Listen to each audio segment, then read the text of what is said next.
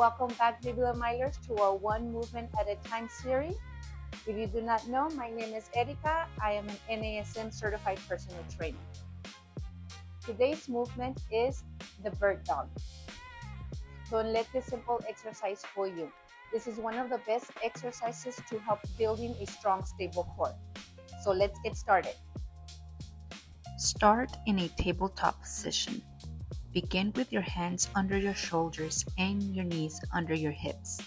Brace your core, then slowly extend one arm forward while reaching the opposite leg straight back. Pause, then return with control and switch sides. Keep your hips level, your back flat, and avoid arching your lower back. Think about reaching long rather than lifting high. This movement helps improve stability, balance, coordination, and posture while strengthening your glutes and core.